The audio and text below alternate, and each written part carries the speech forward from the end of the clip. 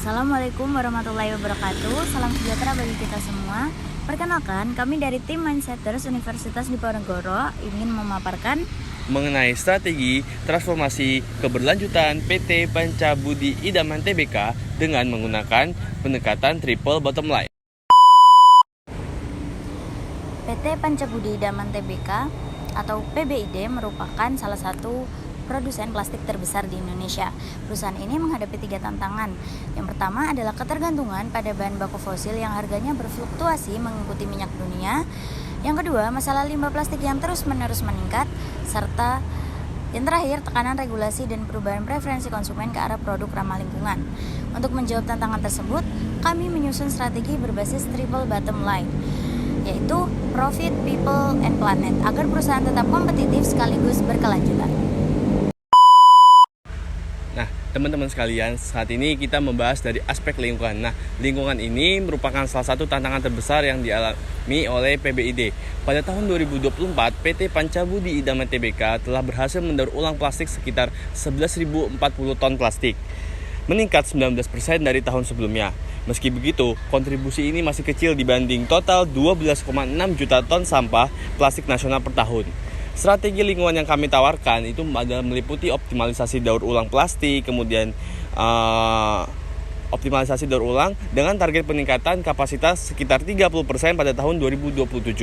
Investasi green manufacturing dengan teknologi hemat energi yang menurut IEA dapat mengurangi emisi hingga 25%, serta penetapan roadmap net zero emission pada 2040, meniru langkah Nestle dalam transisi kemasan yang berkelanjutan.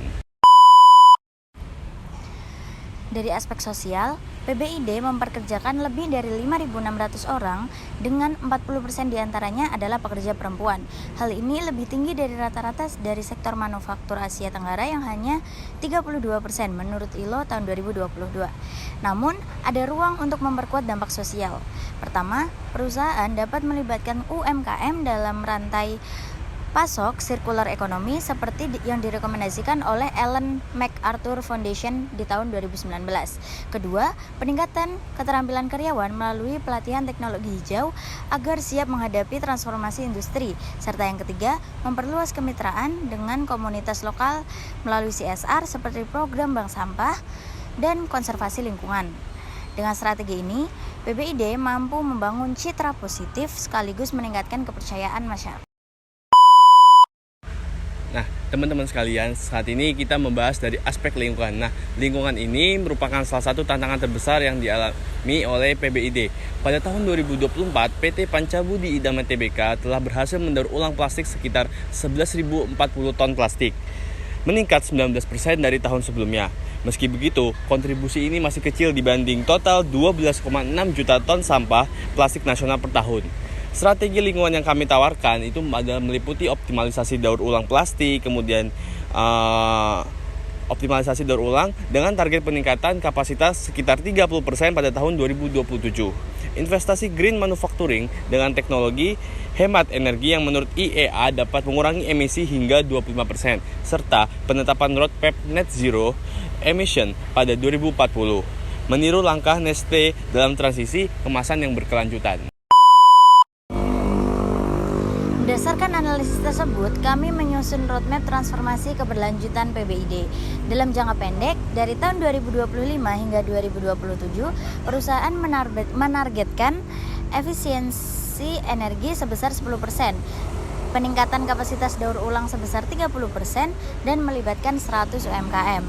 Dalam jangka menengah, mulai dari 2028 hingga 2030, fokus pada 20% pendapatan berasal dari recycled resin, riset bioplastik, serta program Zero Waste.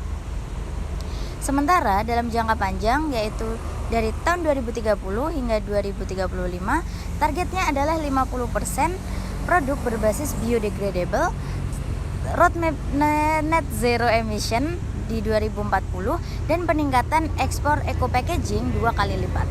Kesimpulannya, strategi ini memungkinkan PBID untuk menjaga profitabilitas, memberdayakan masyarakat sekaligus menjaga kelestarian lingkungan.